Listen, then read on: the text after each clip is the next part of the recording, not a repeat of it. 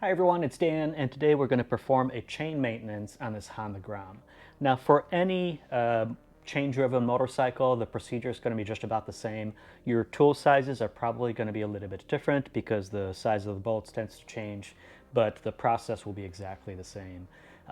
Typically the interval between these types of services is a few hundred miles, so depending on how much you ride and what type of weather conditions you're in, you may want to do it a little bit more or a little bit less often. So for this job, we're going to adjust the tension, we're then going to clean the chain and then lube it up. You'll need a couple of basic tools. So in my case for the GROM, I'm going to use a 19mm socket and a ratchet, a 14mm socket and a ratchet for the left-hand side. So these two will be required to loosen up the axle bolt. And then I'll also need a 12mm and also a 10mm box wrench to adjust the tightening screws back here to get the chain into the right tension. This will get a little messy, so I'm going to wear some gloves during that to minimize the grease that gets on my hands. It's also a good idea to put something underneath the bike as you're doing this, so I'll just use some old grocery bags to catch any of the dripping chain cleaner and lube that I put on there. As far as the chain cleaner, I like to use kerosene. You can buy this at any hardware store. There are motorcycle specific chain cleaners out there. It tends to be more expensive. I go through a lot of this stuff, so this works best for me. It works great. Whatever you do end up using, make sure that you don't do something like a WD-40, because for O-ring chains, like on some of the other motorcycles, it does tend to break down the rubber that's in those O-rings. So use something that's O-ring safe. And then finally for the lube, I like using chain wax.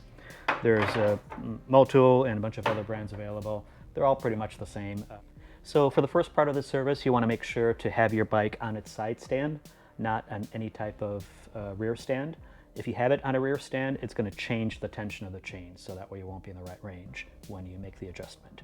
So on this bike, we have an axle that goes in from the left side of the bike, and then there's a nut on the right side. So what we want to do first is to loosen that nut to allow the wheel to travel back and forth a little bit. And then we can use the adjustment nuts on the back of the swing arm to get the chain into the right tension.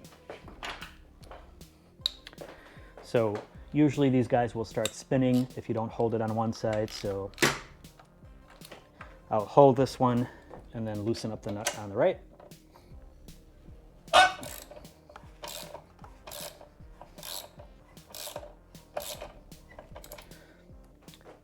Okay, and that should be enough. So the next few steps might get a little bit greasy because of the chain lube and other grease that might be around here, so I did put my gloves on. And then next up, what we want to do is to loosen the outside or the smaller nut on the adjustment bolts. So there's one on the left side and also one on the right side. What I'll do is hold the larger nut in place with a 12mm wrench and then loosen the outside one with a 10mm. So these should not be very tight. There we go. And I'll back the small one out maybe a quarter or half an inch just to get it out of the way. And we'll do the same thing on the right side. So hold it in place.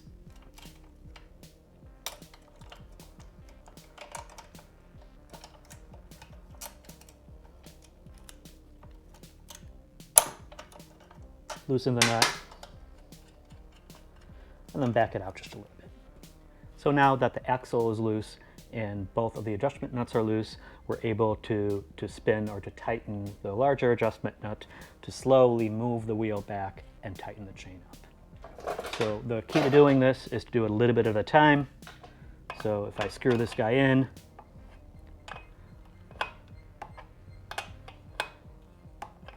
so that was 3 turns, and then we'll do it about evenly. So 3 turns on the left side, 3 turns on the right side.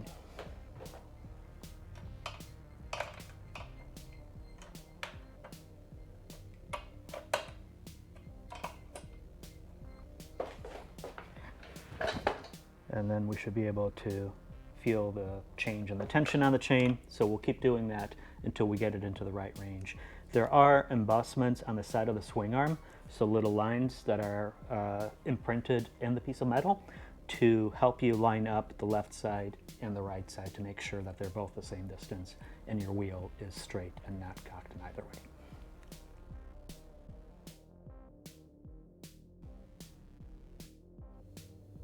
So I have the left side and the right side adjusted. My tension is about right on this bike. The specs say about 1 3/8 inch, so about 1.5 inches. It's going to be roughly in the same range on most motorcycles. Usually they have a sticker located somewhere in this area to let you know exactly what the tension needs to be. So we've got the right tension, we've got the right distance on both sides, so the next steps are going to be to lock this nut. So tighten up the 10mm one. I will hold the large one in place. And just snug it up.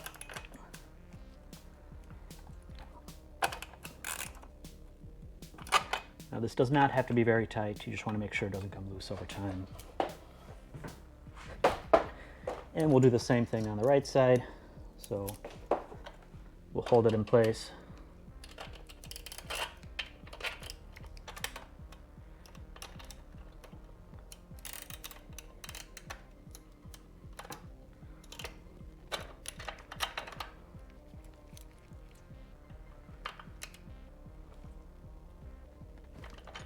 And just tighten them together. So now that everything is in place, the last thing we want to do is to tighten up and torque the axle bolt. So on this bike, the spec is 44 foot-pounds.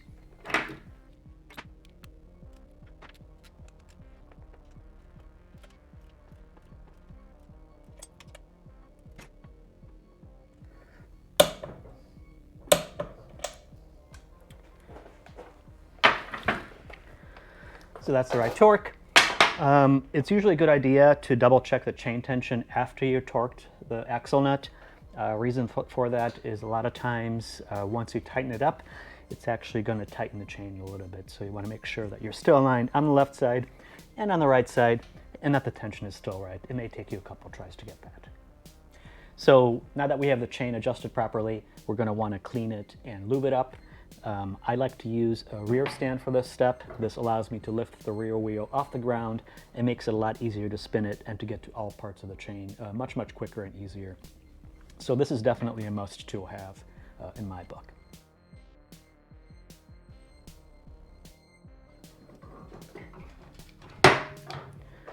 And just lift it up. So now we got the wheel spinning freely and we're free to get to everything here.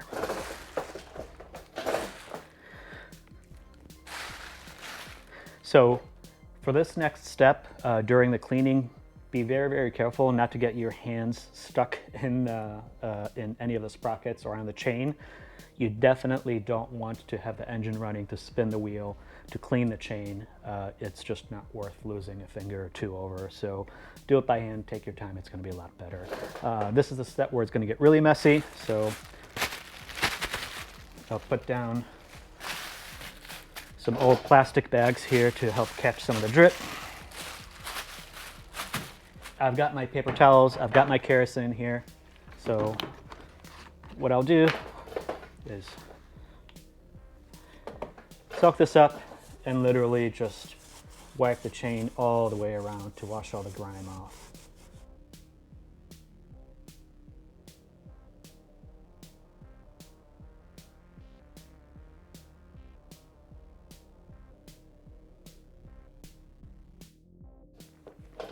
So while you're doing this, when you come across a master link, depending on the bike that you have, this might look a little bit different, but it's a good idea to check it. If it's riveted together, make sure the rivets are still good. If it's a clip like this, make sure that it's in good shape and not at risk of falling off.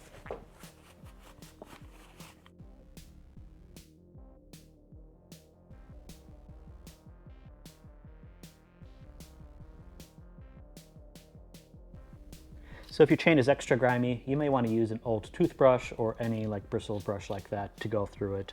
I'll do one go around just to make sure all the sand and any other gunk that might be on there gets loosened up.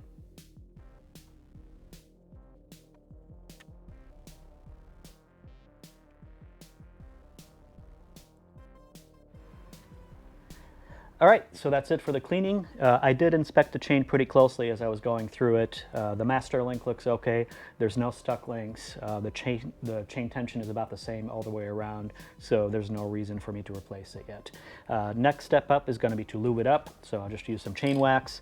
I like doing this on the rear stand with the motorcycle running. You throw it into first gear, and then that's going to let the wheel spin a little bit, and then we'll just make sure to get the chain lube all the way around. You want to be really, really, really careful with moving parts. Don't get your fingers anywhere near the chain or anywhere near the sprocket.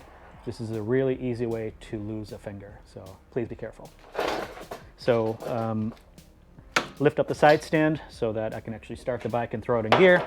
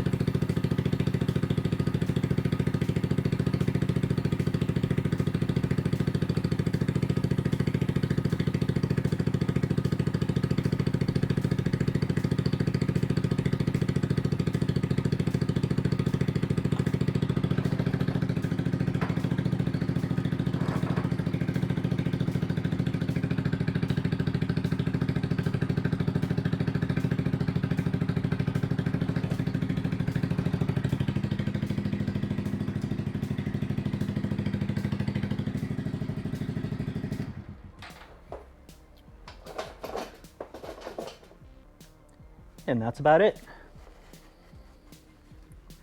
Now try to be careful not to spray any of that stuff on the wheel.